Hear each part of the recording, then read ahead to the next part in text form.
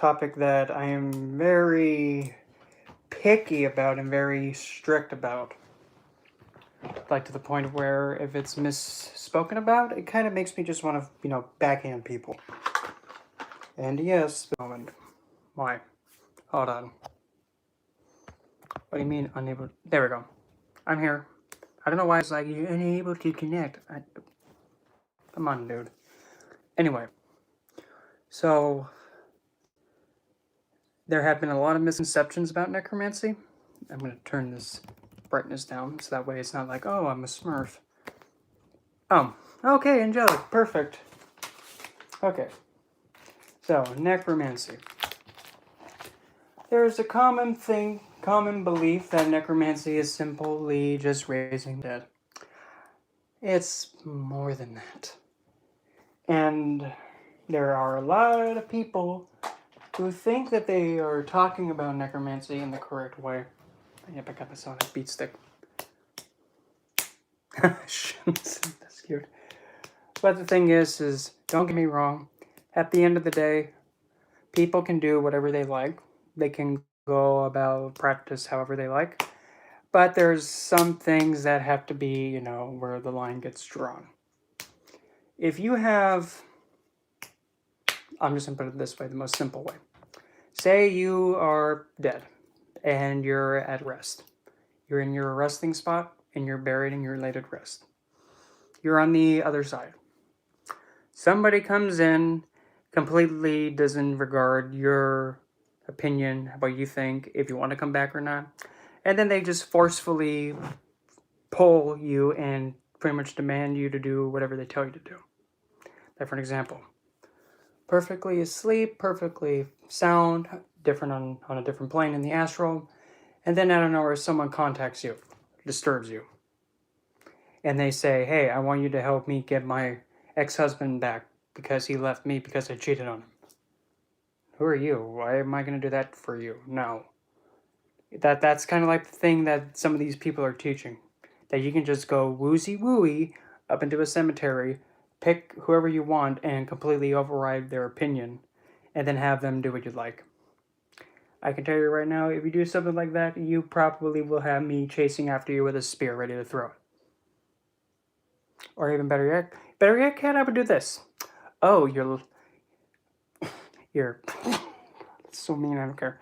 Oh, your husband left you because you cheated on him? Where's the problem?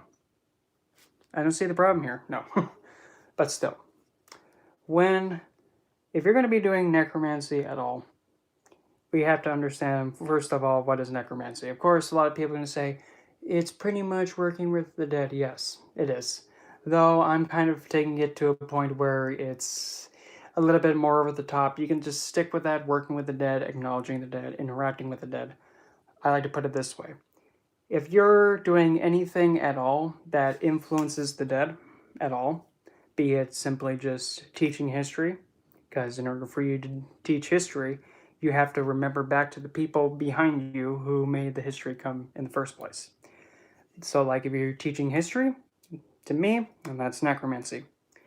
You're looking at a family photo of a grandfather, grandmother, or ancestor in your family heritage. You're looking at an image of them, and that's necromancy, because you're mentally remembering, oh yeah, that is that. Or if you don't even know them, you're still doing necromancy because you're viewing someone who's no longer alive, if that makes sense. I mean, I take it to an extreme level. And I'm only going about it the way that hell drilled into my head. And I have to kind of go with how she taught me. So, one of the big misconceptions with this whole necromancy thing, I guess I'll just start with number one. With necromancy, you can actually channel death. One issue with that. Do you know what happens when you channel death and you actually take in that energy?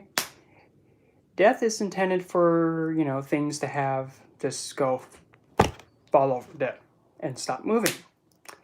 It's an energy that only grabs and pulls you down hard. It's supposed to do that because that's how strong death energy is, and it pulls. Fun fact, when you're doing any kind of a death magic curse or any kind of workings that involve something being killed, in order for it to work properly, you have to go extremely completely void of emotion. And it sounds easier said than done, but you have to go from like a regular state like this to completely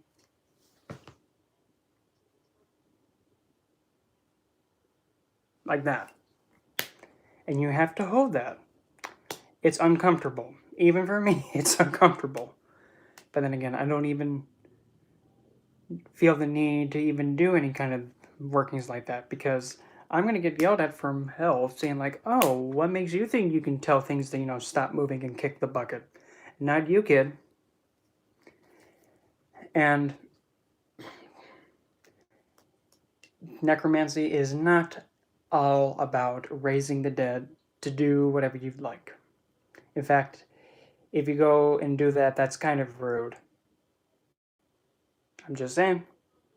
Oh, and furthermore, while I'm thinking about it, if you're going to be using like remains of a being or like an animal, or if you want to go that crazy, if you want to use a actual human skull, animal skull, bones of any kind, please make sure you ask the spirit first before you just go willy-nilly with it. Because if the spirit says yes, then that's perfectly fine. But in my case, for me, I have to ask Hel if I can even approach it first. If she says yes, I can go towards it. And then I ask Hel again, can I interact with it? Yes. Okay.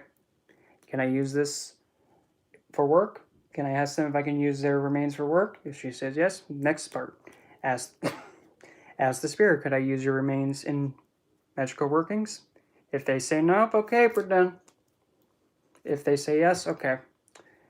I'm taking it, and then, because since I have a skull in my hand or remains of something in my hand, before I bring it into my home or my space, I ask Hel, can I put this in my space? Because it's still considered being part of the dead. And she has dominion over that, so I'm not going to be doing anything wrong by her. Because one little mistake, for me at least, my tush is going to be on the line, and I don't want that. But now, probably another one of the biggest things that people don't seem to register when they think about this. Okay, you have raised an ancestor from a burial place, and they agreed to work with you. Okay, whoop-de-whoop. So then you take them back home, or you take them where you need to go to do your working. Here's just one question to see if anybody knows, just for gigglies. If you raise a spirit and after you're finished working with them, do they know where to go back to the cemetery where they were at? Do they? Yes or no? And I'm actually asking a question. I'm just seeing what you guys know. If you don't know, just take your best guess. Because, I mean, I don't expect everybody to know this, but it's good. It's pretty good. Yes. Yes, shadow animal spirits can speak. Okay? If you don't know, okay? No? Okay?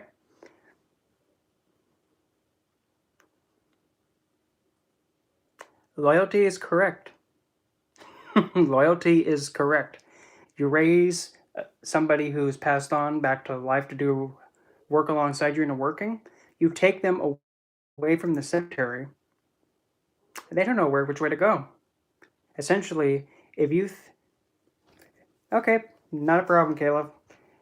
But now you know. So whenever you get assistance from an ancestor or somebody who's passed on, when they come back to life, well, not really back to life, but when they come and do the workings for you, and once the working's finished, you have to pretty much take them back to the cemetery. You have to guide them back. Because if you don't,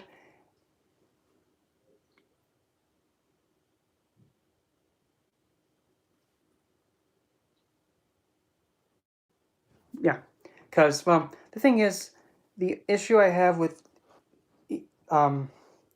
you can most definitely cross-reference if you like, but the thing is, I have a huge problem with that book, the one that just came out, the Necromancer book. I have a huge problem with it because it doesn't teach you how to do astral relationships correctly.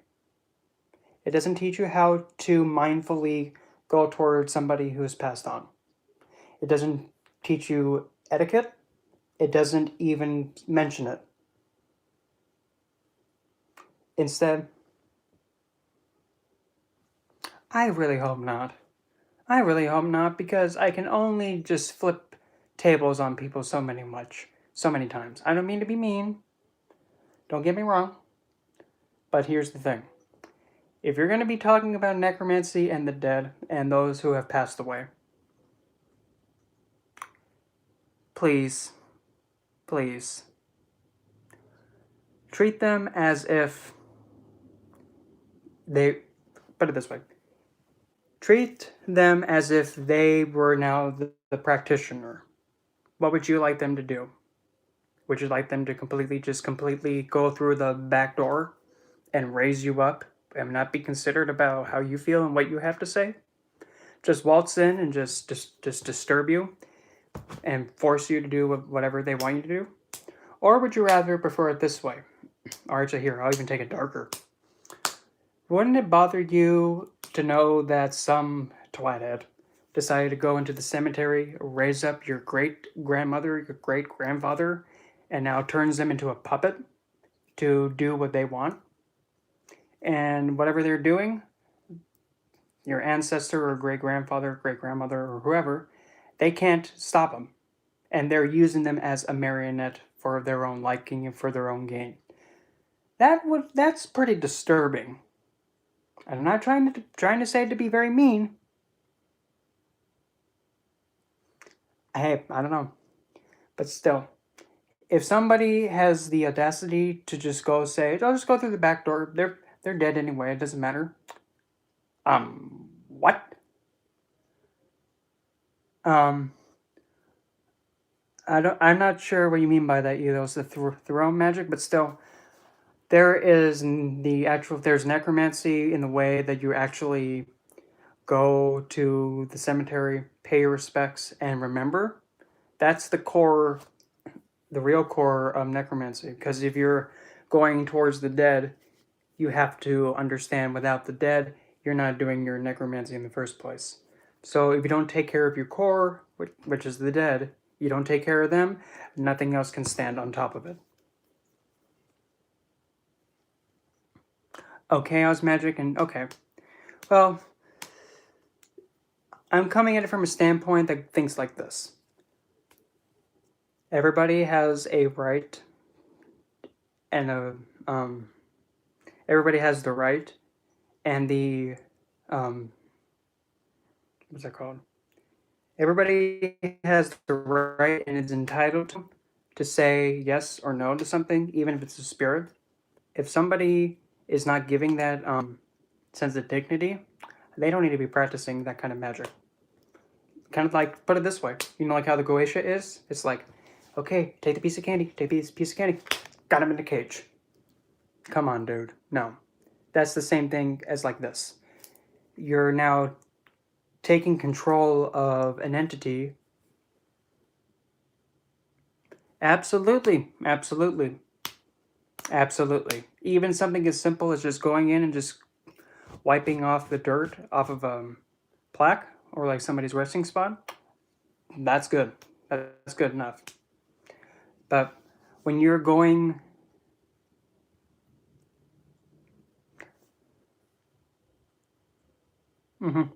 So, again, like what I said in the very beginning, people can do whatever they like. I'm just standing it for the fact that, hey, you have to be careful. Because if you're not careful, and if you're not being mindful, the other side, the entities on the other side, they're watching your every move.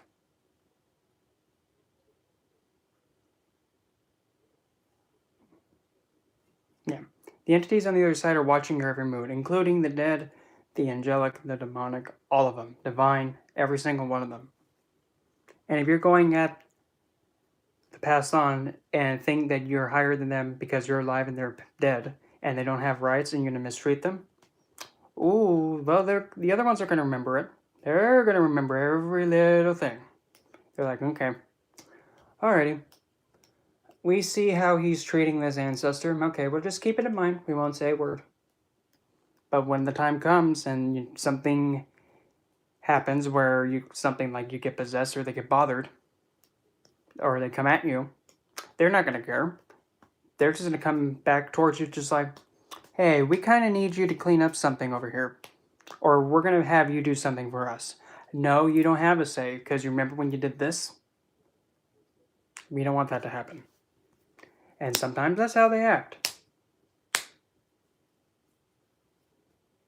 It is what it is, but at least the way that I would rather much go about it and make sure that no harm comes to you, please just go at it this very mindful way. If you work with a divine that's over the dead or passed on, like for me, hell, just always ask them before you go to the cemetery or interact with the dead. Just always ask, may I enter the cemetery? May I go towards the dead? May I go towards this that's passed on? They agree? Okay, yes, you can. You can go. You don't have to be like extremely like overly careful like how I am by asking every little move that I do to hell. You don't have to be like that. It's just for me, I don't want to do anything wrong. Because if something goes wrong at all, it's on me. And I don't want that. But when you get to the site you want to work with, kindly ask first. Kindly ask first. Don't just grab a random graveyard dirt from somebody's grave spot and then just go from there. Because even though to be technical, yes, there are some arguments saying, well, it's still of the earth, it's not the person. Well, yes, that's true, but in the vicinity, it's still within. You get the idea. Still, if you're going to be working with somebody's passed on spirit, just be mindful and ask them.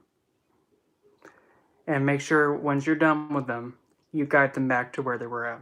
Because if you don't, you're going to make them be in this position where they're like an earthbound spirit or wandering aimlessly.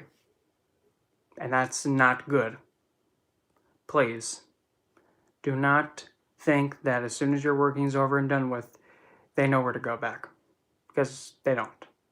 You'll pretty much take them from their rest, and then they're going to be walking aimlessly once the working is done, and they're going to wonder, where in the heck am I? Where is the cemetery? I don't know where to go. They won't know where to go. So if you bring them back up, you have to take them back. You don't, you are going to be in deep doo-doo, because one of the death divines are going to be asking, we are kind of concerned because we don't have somebody who passed away. We can't find them. And if you're wondering why there's people's spirits walking around and they're pretty much going to people's houses and being like poltergeists and stuff like that, this is an indication of it possibly being one of the reasons why. Those people are lost and they're upset.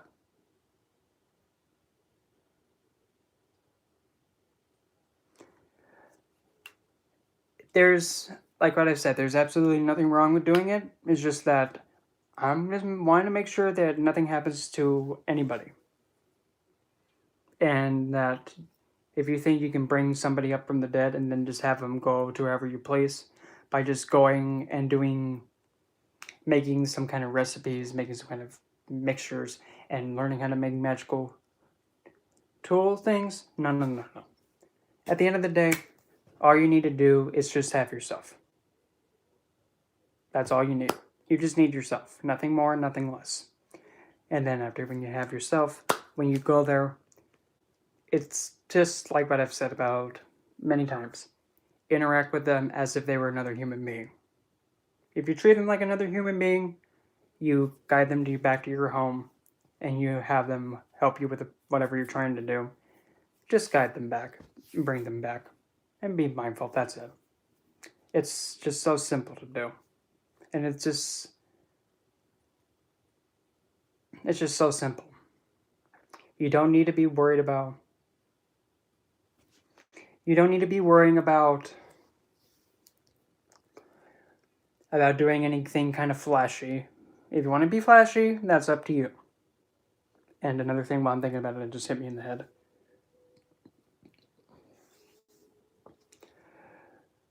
don't consume death essence. Don't consume anything on the death current. Because you know what that's pretty much doing? You're intentionally consuming something that's intended to kill you. No. Don't consume energy like that. Because that just tells me, why are you trying to suicide yourself? Don't do that. And I know that's kind of a word that makes people get a little bit antsy, but I kind of had to put it. Mm-hmm.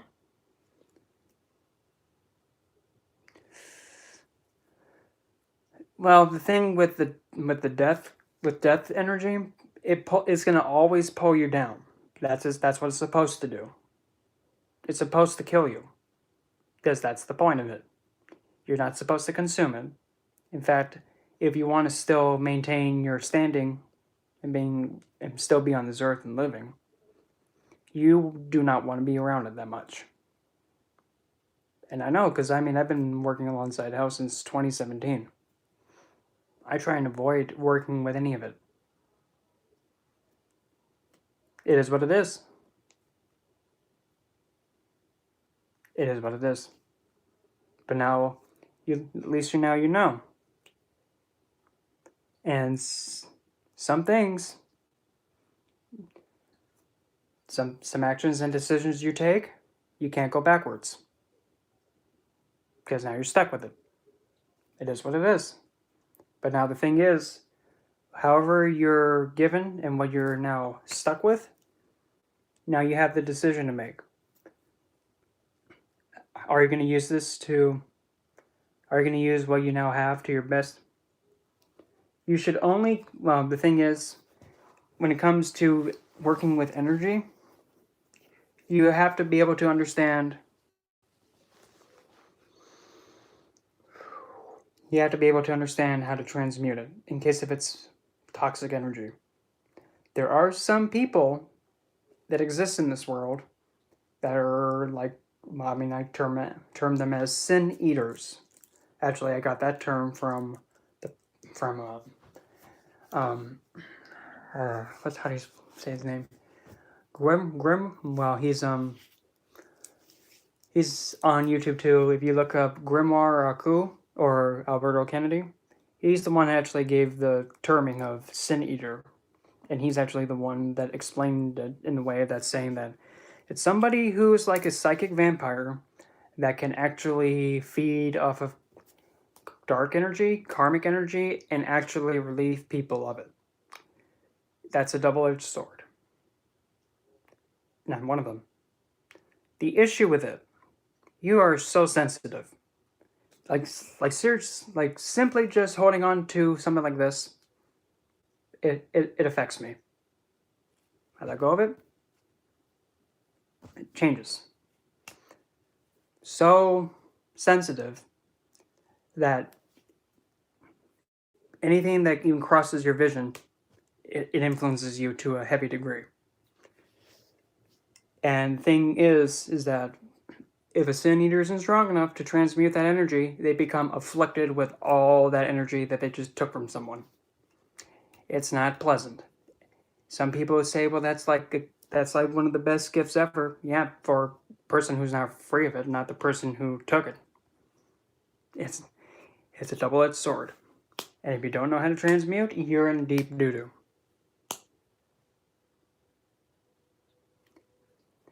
The person would only feel stable. The only way they can get stable is, they have to. It depends on the person, because everybody has their own way of doing transmutation. And one of the ways that I like to do it, kind of just like I was last night, I like to be very physically involved. Pretty much I just go into center. And pretty much I go from like having it be like this, like if I'm like scales, and then actually feel that one is out of balance and one's not perfectly aligned. Shoot upward, bring it down, balanced, then like that. Ooh. But yeah, that's kind of like how it is. And whenever you're doing visualization works kind of like that, and how like strong I went about it, it's supposed to make you feel winded. Whew.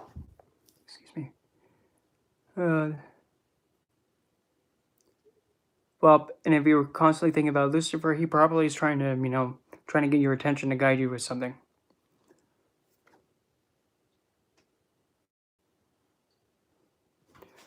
Well, the thing is what makes you, what are you feeling that you need to be aligned with? Because I'm not you, so where do you want to go? Because wherever you want to go towards, just go. You don't need to have somebody. Oh, you want to go towards Lilith? Well, just like with what I've said many times before. But that's the thing. It's not easy to seduce her. You have to go towards her in a way that kind of makes her get curious. And you kind of have to be in a way that's inviting.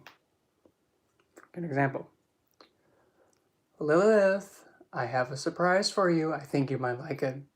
Yes, it's scarlet colored. It's a rare plant. It might be belladonna, but I don't know. If you'd like to see, waiting on you, dear. Just like that. I'm serious. That's how you have to be. You have to be like that. You have to be in a way that...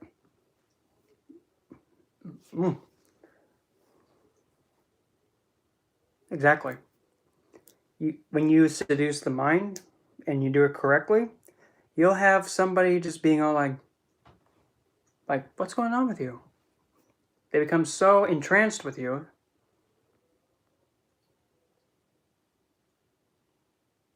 It is what it is. Go get him. Go for the throat. No, not really. Don't go for the throat. That's not very nice. But now, so I'm trying to think of other things related to necromancy, and then we'll open up the floor. Find the throat. Go for it. When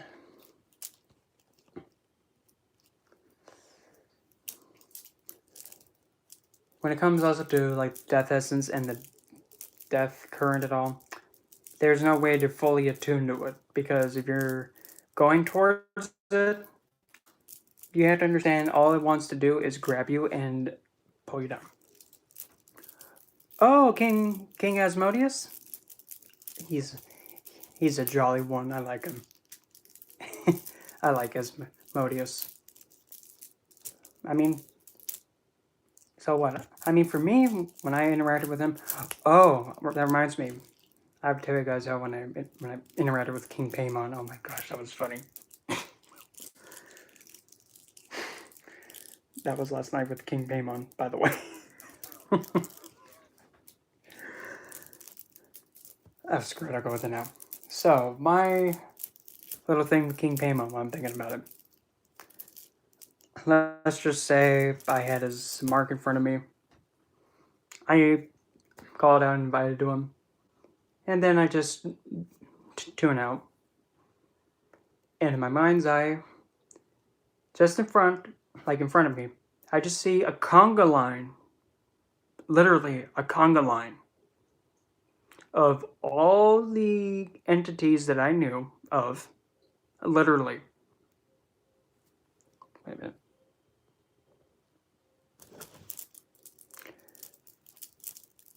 Every divine that I could think of and know of was in this conga line. Every single one of them. Even hell was in the conga line. And thinking like, what the heck is going on here? And everybody knows how a conga line is.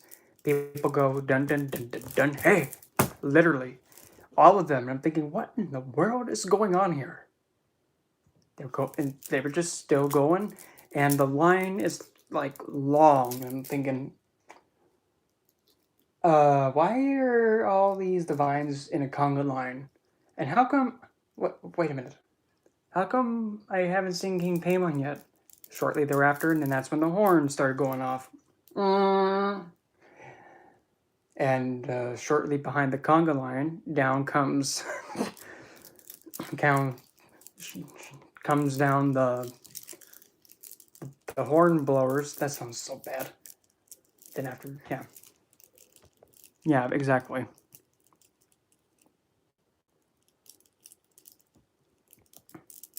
Yes, a conga line. A conga line of every divinity and spiritual entity that I can think of is in a conga line, just going dun dun dun dun dun dun. It's just like, what in the world? And then there's these, I think they were like 4 horn blowers. I don't know. And they were just blowing the horn just a little bit too loud. I'm like, all right, okay, clever. Then shortly thereafter, and then we have they were like veiled Arabian women, and they were having tambourines and stuff like that, and they were just doing their thing. I'm thinking, okay, first we have a conga line, then we have horn blowers, and now we have maidens with tambourines. What's next, I wonder? Shortly thereafter, then we have a giant elephant, and he has like the symbol things, like he's holding on to something that like has like 2 symbols, and every time when he squeezes it with his nose, it goes like that, and that big thing just goes right through, like making the simple things crash like that. Like, okay. Anything else you want to come out with, Mr. King Paimon? Anything else you'd like to make me question my sanity? Anything else you'd like to do? And then shortly thereafter, there comes a camel. A camel. And on this camel is a very youthful looking prince, and he is sitting like this. He is sitting like this on his camel. I'm not even kidding. Laying on his back just like this. On the camel. And I'm just like, oh, there's King Paimon. He looks very relaxed. And I'm just waiting for him just to get to me. Shortly thereafter, after probably like about, it felt like forever, the camel comes, and then as soon as it gets like right in front of me, the camel just lays down, and King Paimon from that position just completely does, I don't even know if I can do that. He does like a capoeira kick, kind of like this, like he throws his legs up, and then he steps on his feet. Hey, I'm just recalling what he did, okay? He throws his legs up, and then he just stands right up, just like, no big deal. And I just said, wow, I have to say, King Paimon, that has got to be the most lavish entrance I've ever seen in my life. And he was just all, oh, what do you think? I'm a king. Of course I'm going to be lavish. Don't be silly. And I mean, it was... I have to say it was a lot of fun. It was enjoyable, and it was actually very fun. And I mean, I was just getting to know him, and he was just all, maybe you should let loose a little. Thinking, King Paimon, are you sure we should be doing this? And then he just looked, and he winked, and as soon as he winked, he was out. Like, he just vanished, just like that. And I mean, I have to say that's probably got to be the most... I can't just get out of my head the conga line in the beginning. I'm just like, okay, I'll go towards King Paimon and see what happens. Shortly thereafter, why are the divines conga lining in front of me? Wait a minute, why is Ganesh standing behind Hel, and now Hel is standing behind Hera, and then Hera is standing behind Scotty? And what the heck's going on here? Bastet is now behind Dantalion? What are you guys doing? And yep, there goes the conga line, just then the horn blowers, and then the tambourine ladies, and then the elephant with cymbals, and then the camel with the king. Just I don't know how he was able to recline on that camel, just all nonchalant and all vain, but he did it.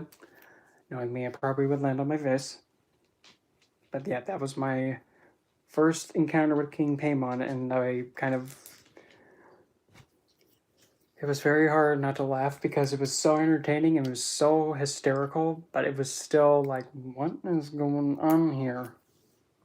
Now, there was, I believe, another question here somewhere. Yeah, there was no, I didn't even know what happened, to be honest, afterward, because as soon as, he vanished, I'm thinking,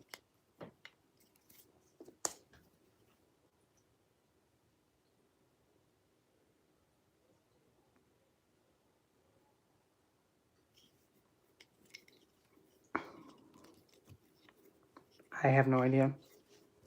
I'm not really sure because the interaction that I had about Paimon, I mean, I just did it last night. Like, as soon as I got off the live, I'm thinking, you know what? Part of me just wants to talk to King Paimon, so I'm going to see what happens when I just focus in on that.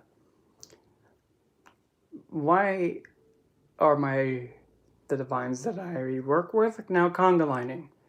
And why is Shani also conga lining? He's probably, I've never seen Shani like wanting to conga line. Dun, dun, dun, dun, dun, hey. Literally, like, who got this guy to conga line?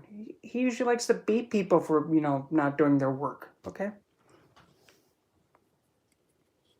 but hey, I don't know. I just exist. And I'm gonna be grabbing a soda, so I'll be right back. The floor will be open if you want to plop your questions in. I'm gonna grab a drink. Be right back. Promise. And yes, if you would like, you can definitely write that down and be like, okay, so King Paimon likes to have conga lines happening. I don't know why.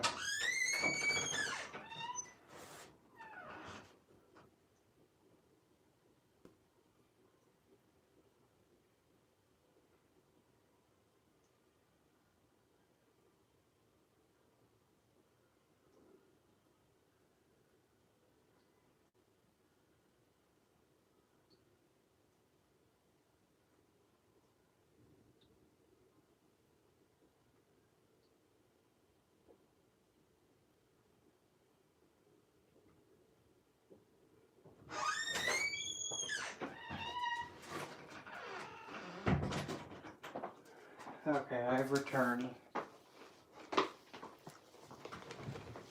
Oh, and then also, for some reason, too, Lilith was also in that conga line. I don't know why she was, too, but whatever. What can you do, right?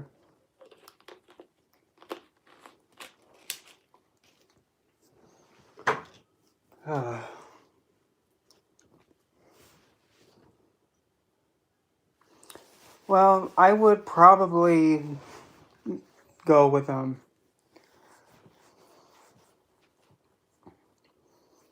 probably would first go towards Lucifer first, because he's the one that'll be able to actually bring you the enlightened state to go know where to go towards next. At least that's my opinion.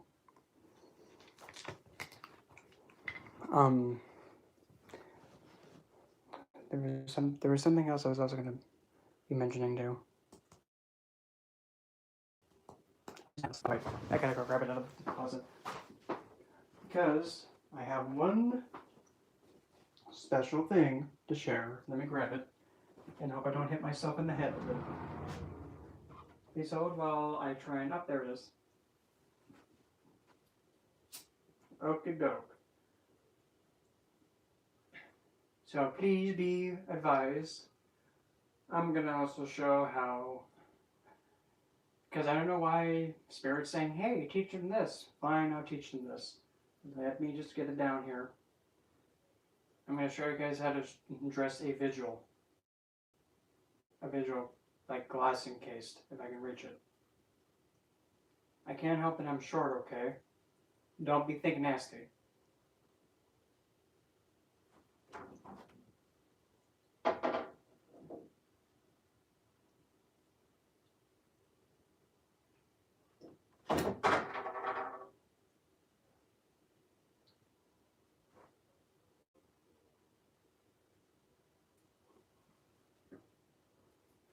Okie doke.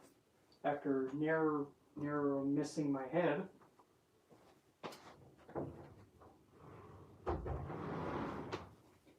Ugh. There we go. Okay. Because I legitimately almost had an anvil fall on top of my head. Not literally. I don't have any anvils. So, Spirit told me just to do this, so I'm gonna do it fine. So, everybody knows what one of these are, I hope. If you don't know what these are, call yourself a practitioner, Ellie. No. No.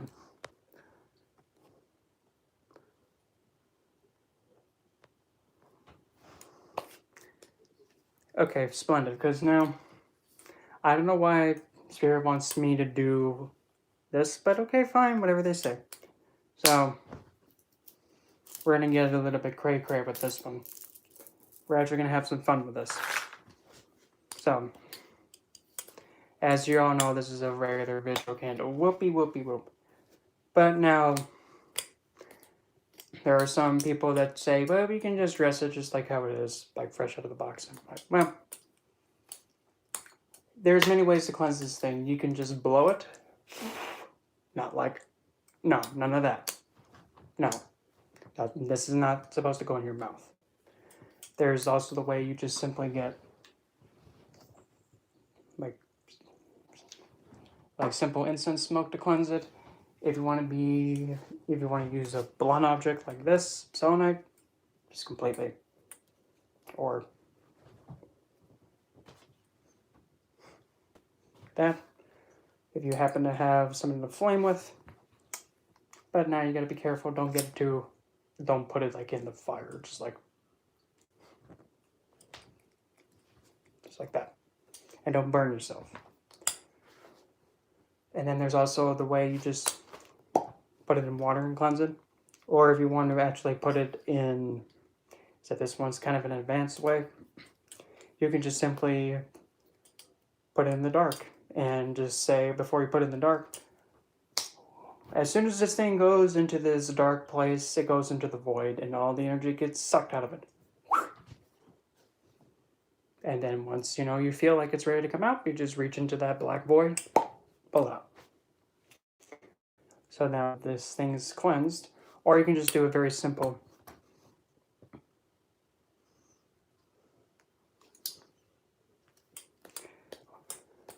Well, sometimes paradoxes do make the most sense, but it is what it is. So, also, if you really want to clear one of these real quick, just a simple,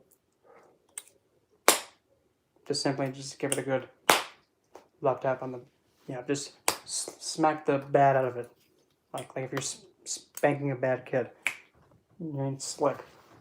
So this lovely thing, usually people think, okay, white, that can be used for anything. Yes, it can. But in actuality, the color white is also the color related to the moon. And according to Vedic astrology too, it's one of the Venusian colors. White is, of course, a receptive color. No matter what you throw at it, it only takes it. And it kind of makes it diluted. Black is the same way, except the thing is, you throw anything at black, it's just an endless void that keeps pulling. White is just like, okay, I'll take it and I'll make it weaker. So technically you could use white candles for weakening something, making something a lot weaker, taking the energy from it, absorbing it, diluting something. Or if you want to just keep it simple and be like, okay, white can do whatever you want it to do. Okay. So because part of me wants to be a little bit cheesy, I guess we'll go with, I guess I'll just show how I make a lovely, let's see, should I go with it? Oh, screw it, fine, we'll go with it. We'll go with a very cheesy, love me damn it mix, okay? And I'll probably just give this to somebody, whoever wants it. No, actually, I know somebody who needs help with that. Anyway, so. First and foremost, when getting ready to dress one of these lovely things, you have to cleanse it, which I already did, and drive all the BS out of it. But still, you have to figure out, okay, how do you want to poke the holes in it first, or do you want to put the symbols on it first?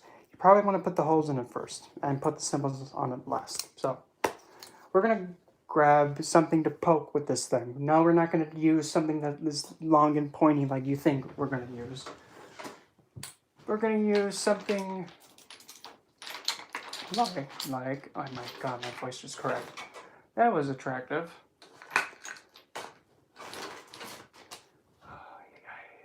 Wait a minute. That's not going to work.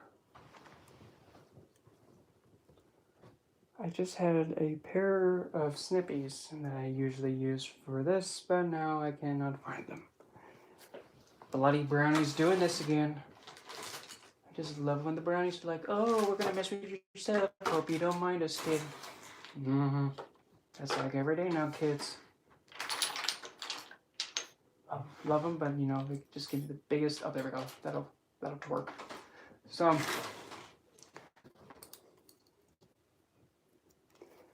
when poke, yep, literally just almost dropped that. That would have been pleasant. So usually you poke how many holes you want to poke with this thing. You can use something as thin as this, and this is like a little, what's this thing called? Like with a candle make. It came with it like a little candle maker thing that I have, but I haven't used it yet. So depending on like, well, usually if you want to be doing any kind of love work, the number you want to stay in tune with, you want to use then either numbers 2, 6, 8, or maybe even 10 if you want to. I'm just being told go with 8, so I'm going to go with 8. Because 8 is the number of infinity, and it keeps building up more and more and more. So you're just going to stick your thingy thing. No, that sounds nasty. Just stick it in there about 8 times. Yeah, that sounded not suggestive. Stick it in 8 times. Well, you know what they say about, the key that opens many doors. That's a rusty key. Yeah. Nobody likes playing with a rusty key. We got 2. Now, this might take a little bit, so don't mind me trying to force it. Oh, that sounds so horrible. But anyway. While I'm thinking about it, there's absolutely nothing wrong with also doing any kind of love magic or any kind of woozy-wooey work.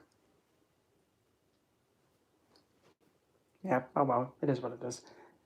There's nothing wrong with doing love work, and if it's just being a part of your happiness, and that's what you want, have at it. Just make sure you understand what you do is on you. And if anything bad happens, don't look at me. I didn't do it. So then how many do I have? I'm at a total of 4. Okay, so we're halfway there. My poor little hand is begging me to stop doing this because it hurts, but deal with it, stupid hand.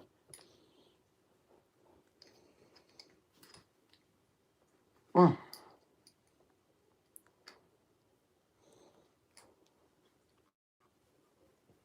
Oh wow, that one went in a little simpler than the other ones. Okay, how many got? We got 1, 2, 3, 4. Okay. 1, 2, 3, 4. Okay, 3 more. I'm trying not to break my fingers, but don't ever think that there is anything wrong with doing magic that you want to do, because there isn't. But when it comes to like actually interacting with somebody else, like a spirit, just make sure you know what you're doing and you're being mindful when you can and being considerate. But there's also a fine line too if some spirit is thinking they're going to pull a fast one on you and do something mean to you. Like for example, they decide just to come in your home and cause a big hissy fit. That's different. Okay, so we got our 8 chambers in this thing. It's going to go like this, and now we're going to go like this. Just get all the loosey things out. So now we have our 1, 2, 3, 4, 5, 6, 7, 8. We have our 8 little holy pot. Well, I don't know if you can see it, but just like how the, yeah, but like with the little long indents. Yeah. So we have our holy holes. I keep, no, don't say that like that. Don't say holy holes, because that sounds like, you know, that sounds like the he who finds ready to get his hole drilled. It's funny, okay? If you don't think it's funny, well, I didn't ask you if it's funny or not. Just laugh with it. So, you got your holes in it. Anyway, now that it's set, now we get to play the lovely part of, do we want to put in essential oils with this thing? Do we want to do crushed herbs with this? What do we want to do with it? Well, it just so happens I have my mortar and pestle. There's that little thing. So now I'm going to try and figure out, okay, for I love me, damn it, kind of a mix. We're going to need something that's a little bit sassy. So I hand me this. We're going to need a licorice root. We're going to need, let's see, how feisty am I feeling? We're going to need, not that one. Okay, probably just from that one row. We'll then need a little bit of cardamom. A bit of a suggestiveness in it. Probably don't want to put that in there because that might make them confused. No, that probably will not be the best idea. Or, actually, to make me not go through all the trouble I actually have.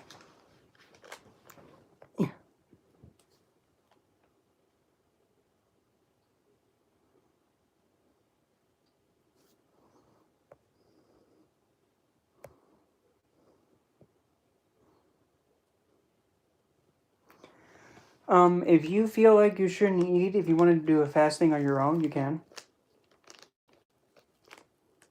You can, if you want to.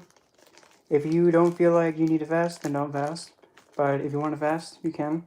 It's all up to you. You know what's best for you. I don't. I can only advise from my perspective, and that's it. I had in here some calamus root, and where the bloody heck did it go? I really hope those brownies didn't get a hold of it again. Because if they did, I love them to death, but now they're starting to make me want to table flip on them. And look at that. The minute that I actually start, calling out the brownies, they're like, oh, we found this for you. Yeah, okay. Okay. And that one has... Okay. Okay, I am... changing now, so... Whoops.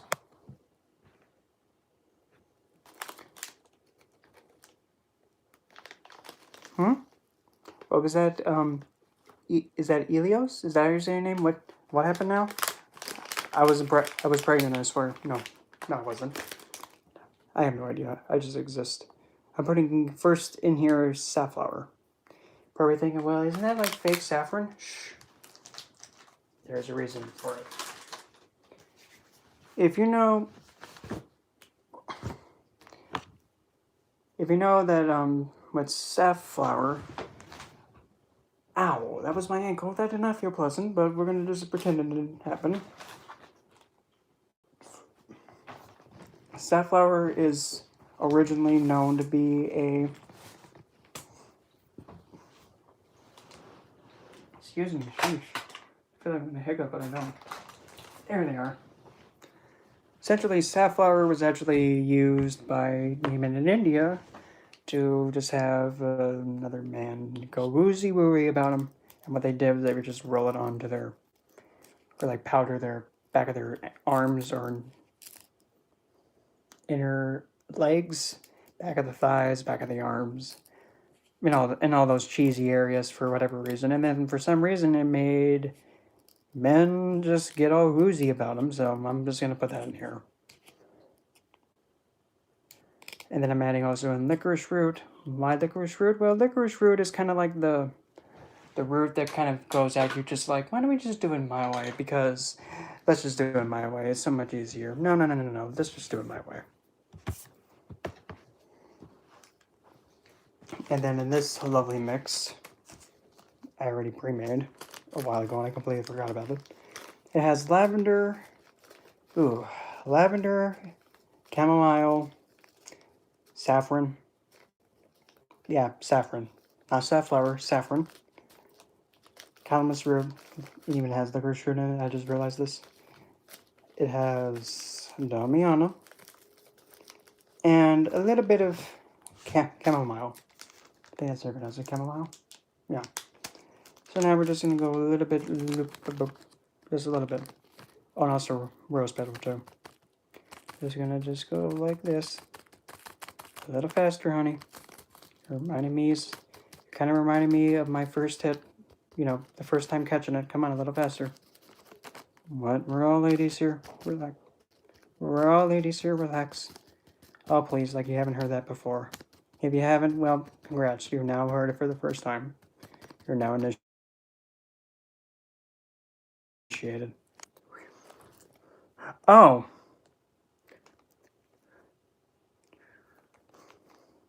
Well, excuse me.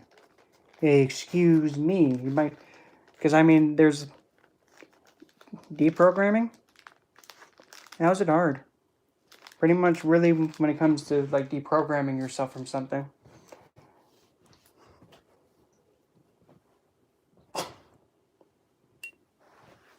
You just cut yourself off of it. Because at the end of the day... Oh, from everything? You just completely just... Like, to put it simply, and hope I don't get cardamom all over the place. Just simply... Oh, this one, the hematite one? Yeah, it's heavy. But to deprogram, you just simply have to remind yourself, okay, whose life is this? Who's in control? Who's the one that makes the final say? Who's the one that decides what happens with the life? Who can decide what affects you? Who decides what happens to you? Who's the one that does all that stuff? I'll give you a hint, it's not me. It isn't anybody else. But it's you. So yeah.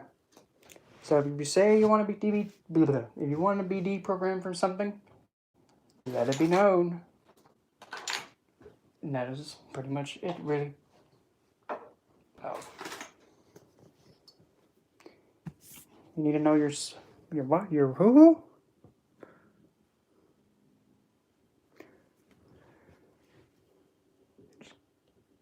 If to doing that by will, you have to be very careful because if you're not careful, you could really you could really cause some ouchies to yourself. So, I'm going to do the oils first for this thing. The first thing I'm going to put in there is... I love it. First thing is magnolia. Magnolia is kind of like the elder mama.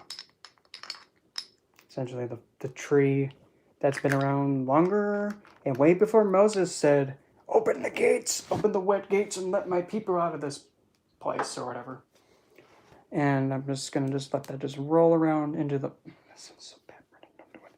I'm just going to let this roll around into the holes. So what? So what? I said it. Go ahead and gore me. Why don't you? Next, I'm going to put...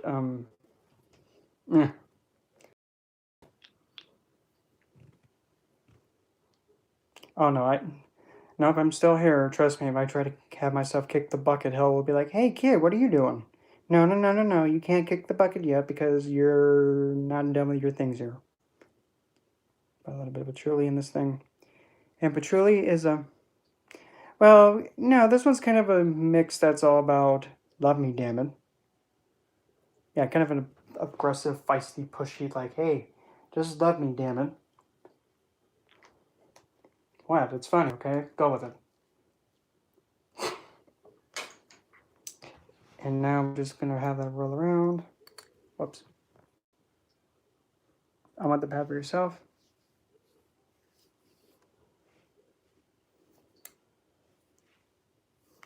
Oh my god. Angelic, that was nasty. English cabal. I don't really. I'm kind of not really fond of like anything like cabal. Because whenever I say here, no, whenever I say the word Kabbalism, I think of Cabal for Mortal Kombat. I'm sorry. That's what I think of. It's never too late to do anything. Mm-mm. Don't matter how old you are, there's always plenty of time to do as you please. And you should do as you please whenever you please. Because you're the one who needs to be played.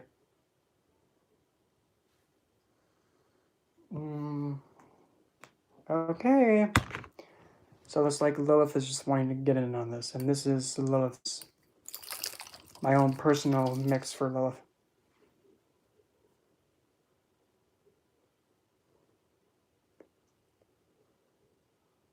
Pure, yeah, this is Lilith's oil. And what I love about this mix, every time you smell it, it's different.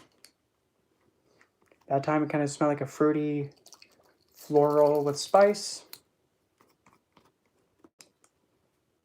Now it smells like it has more of a cinnamon, but also very jasmine-like scent to it. You never know. It's kind of like the box of chocolates oil. You never know what you're going to get with this scent. One second it being very nice and pleasant. Now that one smelled like jasmine and lavender. Now that one smells like hibiscus alongside Damiana. And both of those are in there. It's like you never know what you're going to get when you smell it. And I mean, it has a bit of a golden hue to it also because there's saffron in it.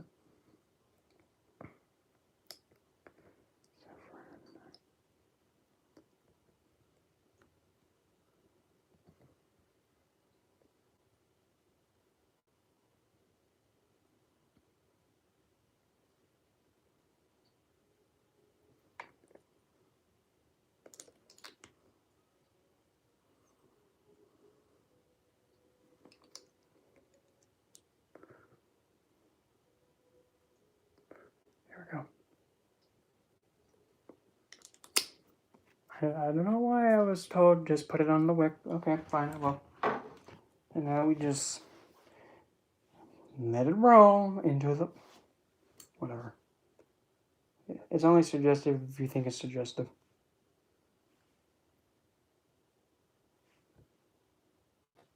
That is very, very sweet. And now I gotta do some hole fix. Or hole. That sounds so bad. Hole control. What? God. You know what? Screw it. I'm just gonna widen this up a little bit. We're gonna have to twist it a little bit to the left. There we go. Okay, we're gonna dig that in there, twisty, and then I'll flow in. Sheesh. Well, it is a Saturday night, so it's like Saturday Night Live, but you know, without the censorship. And unfortunately, Steve Martin is not present for this recording session. That ought to give it enough room to go in there. That sounds so horrible. Oh, it could have been worse. Okay, but get it in there. Wrong way. There you go. Don't be like, you know, that one time when he missed. Don't do that. Because that's not going to be pleasant. That kind of smells like, okay, I'll submit.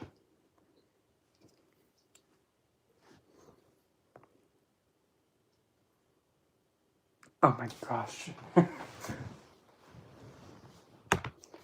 Oh, where? I just, oh, God's sakes, in front of my face. Like, where's the herb mix? Oh, well, if you look in front of your face, kid, you'll see it. Oh. Okay, now I'm going to use this just to smash this through.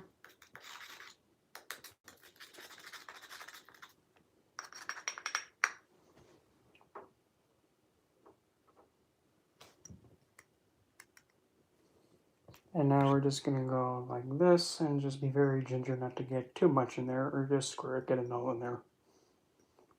Screw it, literally. You know, you can come out any time now, that'd be or you just all decided to jump ship at once. Pleasant, dear. Pleasant.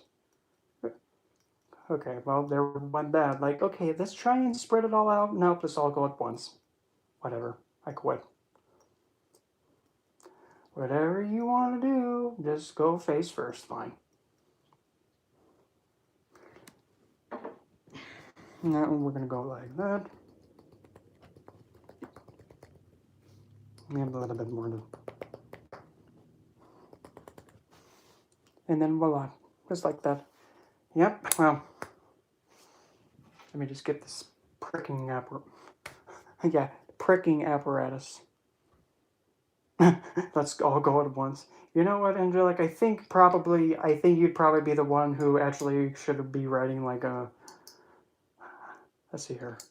You should definitely like write from like all the, like the weird things that I say every live stream and make like a song, like dedicated to that live stream, just to make it like, okay, this song is called Necromancy, based off of the transcribed audio from the Necromancy live stream. Whatever you do, don't you dare step over a grave. Don't you dare step over the grave, because if you do, you're gonna get your weave snatched. Oh, snap. I don't know. That's just like an idea, okay? It was an idea, okay? I wasn't being serious. For some reason, too, why the heck is there a conga line with King Paimon in the back and everybody's going dun dun dun dun dun dun? Why, oh why is this happening? Who invited the trombone elephant? No, I think that's this. I don't even know what that instrument's called. The cymbals elephant. Yeah.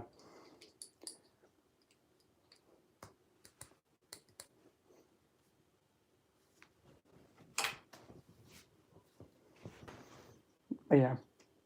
So eventually all that got in there nice. There's Kendra. It's all good, Kendra. I mean, I think probably right now I'll tell you the experience I had with King Paimon.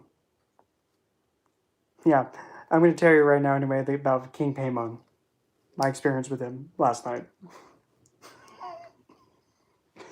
It was a lot of fun. And a lot of like, what the heck's going on here? Why is this happening? Essentially, this is what happened. Yes, last night.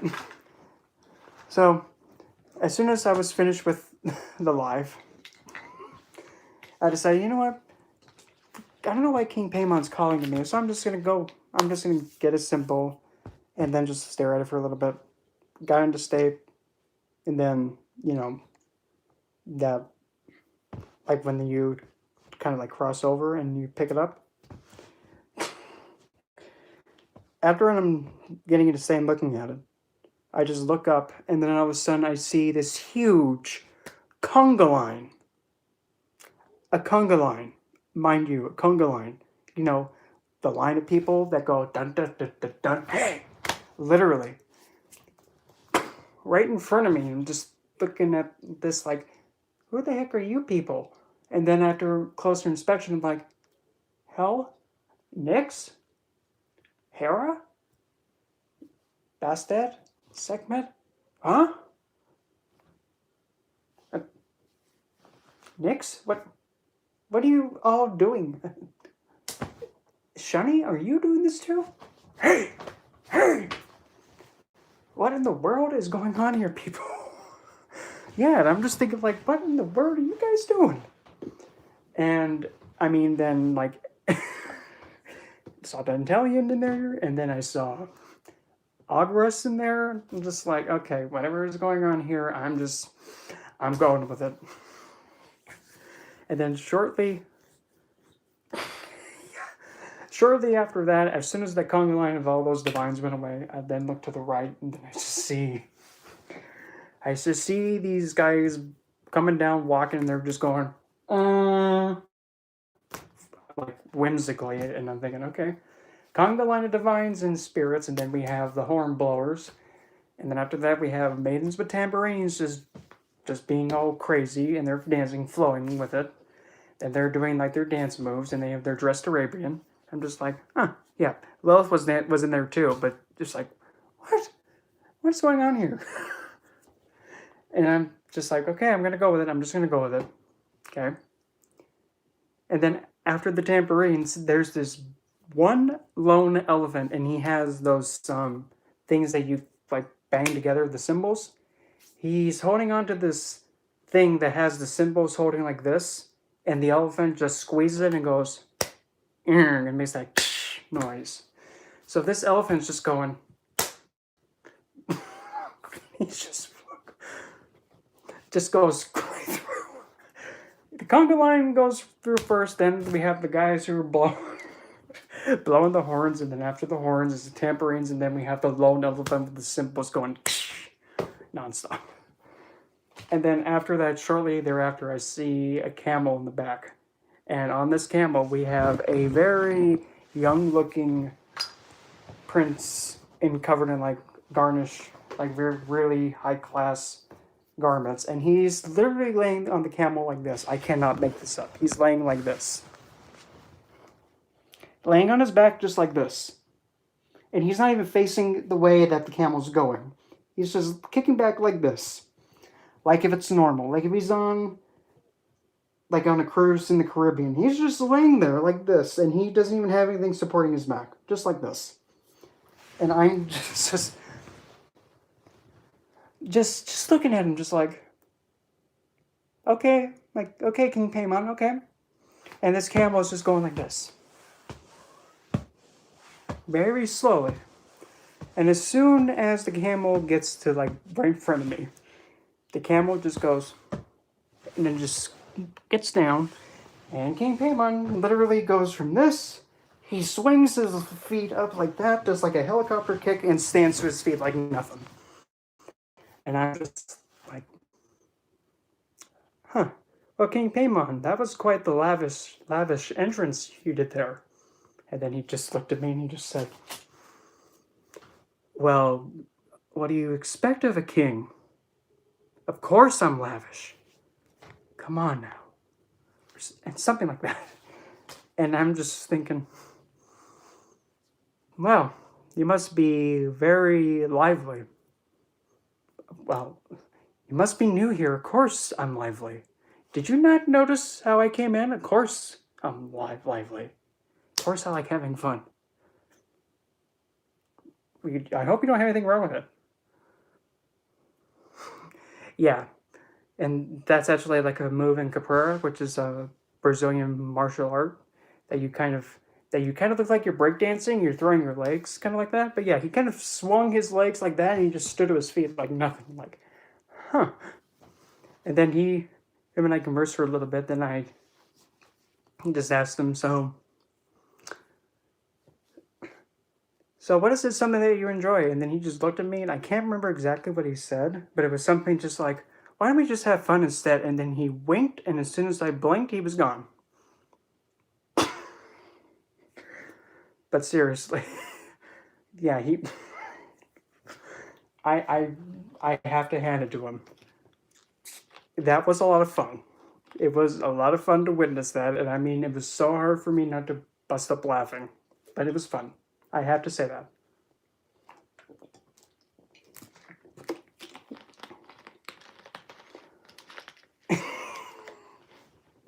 And